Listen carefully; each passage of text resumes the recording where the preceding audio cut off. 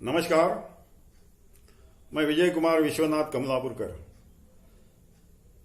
कणकौली सिंधुदुर्ग में भारत संचार निगम लिमिटेड में कार्यरत हूं और एक संस्कृत प्रेमी हूं।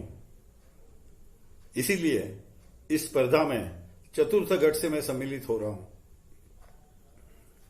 आज जो श्लोक मैं आपके सामने प्रस्तुत करने वाला हूं, संस्कृत साहित्य में जो श्रृंगार रस है उसके ऊपर। तो कौन से श्लोक प्रस्तुत करूं यह मैं सोच रहा था, तभी मेरे आंखों के सामने एक नाम आया। वो है पंडित जगन्नाथ मिश्र, संस्कृत के बड़े विद्वान। इन्होंने गंगा लहरी करके एक स्तोत्र मां का रचा है। वो आज भी वाराणसी में गंगा दशहरा के वक्त रोज गाया जाता है। ऐसे महान पंडित के जीवन की प्रेम की बातें मैं आपसे करने जा रहा हूं। एक बार शाम के टाइम में अकबर बादशाह और पंडित जगन्नाथ मिश्र गंगा किनारे कुछ बातें करते बैठे थे। तो फट से अकबर ने पंडित जी को बोला, पंडित जी अभी हम यहां जो देख रहे हैं इसके ऊपर कुछ तो रच के दिखाइए। पंडित जी ने सोचा अभी क्या रचाऊं। तो फट से उन्होंने देखा एक सुंदर कन्या जो अकबर की कन्या थी, वो सर पे घड़ा रख के पानी लेके आ रही थी। जैसे ही पंडित जी ने उन्हें देखा तो फट से एक श्लोक रचा। इयं सुस्तनी मस्तक न्यस्त कुंभा कुसुम्भारुणं चारुचेलं ददाना समस्तस्य लोकस्य चेतः प्रवृत्तिं गृहीत्वा घटे स्थाप्ययातीव भाति। यम सुस्तनी, ये दो शब्द में पंडित जी ने स्त्री का पूर्ण वर्णन खड़ा कर दिया।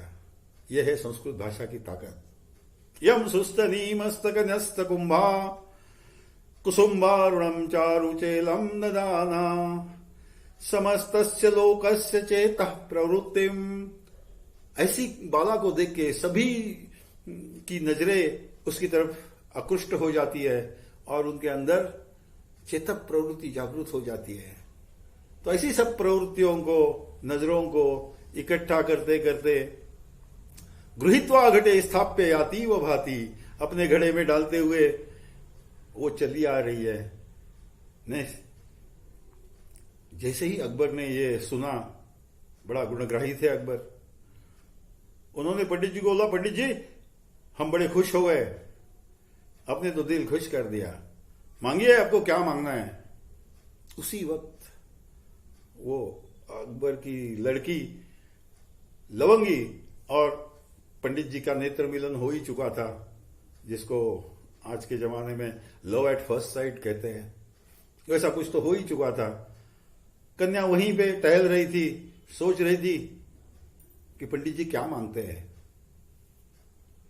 तब पंडित जी ने बोला, न याचे गजालिम न वावाजराजिम न वित्तेषु चित्तम मदीयम कदाचित इयं सुस्तनी मस्तक न्यस्त कन्या लवंगी कुरंगी द्रुगंगी करोतु।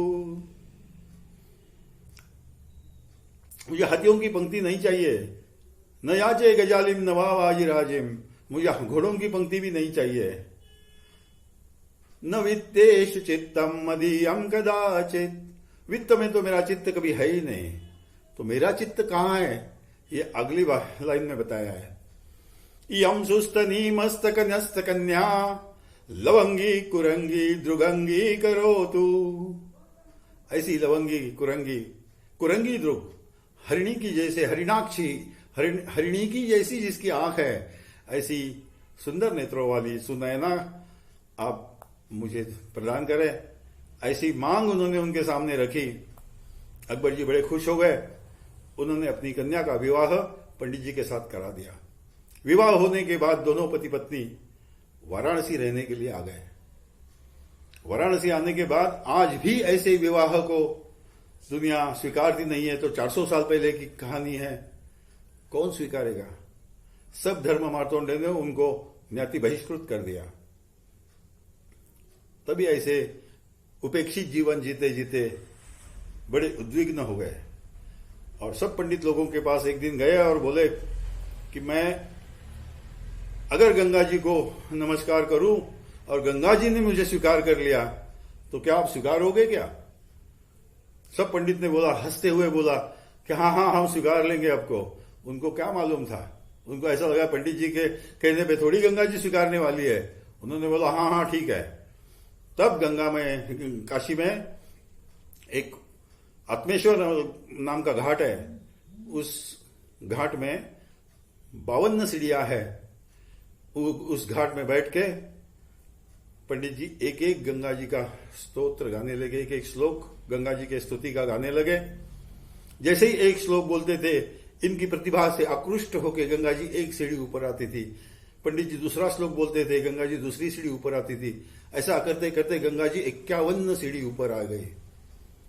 तब पंडित जी रुक गए, अपनी पत्नी की तरफ देखा। पत्नी ने भी इशारे से बोला, पंडित जी अब क्या रुकना, सारी ज्ञाति बांधवों ने तो अपने को बहिष्कृत कर ही दिया है, अब क्या रुकना, चलिए। तब पंडित जी ने 52वां श्लोक गाया और जैसे ही 52वां श्लोक हुआ, गंगा जी 52 सीढ़ी ऊपर आई और पंडित जी को अपना लिया। लवंगी वहीं खड़ी थी, बड़ी दुखी हो गई और उसी वक्त उसने गंगा जी को विनती किया कि मां गंगे, अरे मेरे पति को आपने मुक्ति दिलाई, कौन सी बड़ी बात है, वो तो पवित्र ही थे, पुण्यवान ही थे, उनको तो मुक्ति मिलना ही था। मुझ जैसी यवन कन्या को अगर आप मुक्ति दिलाओगी तो हम मानेंगे आप मुक्तिदात्री हो, मोक्षदायिनी हो। जैसे ही ऐसी विनती उसने की, गंगा का दूसरा हाथ ऊपर आया और उन्होंने कुरंगी को भी, लवंगी को भी अपने साथ कर लिया और दोनों गंगा मैया में सम्मिलित हो गए। ऐसा ये पंडित जी का प्रेम, जो दुनिया ने तो नहीं स्वीकारा लेकिन वो सच्चा था, इसलिए मां गंगा ने उसे स्वीकार लिया। ऐसे महान पंडित को, ऐसे महान प्रेम के समर्पण को मैं आज वंदन करता हूं। ऐसे महान पंडित जी को भी नमन करता हूं और आप सब लोगों को धन्यवाद देता हूं। धन्यवाद।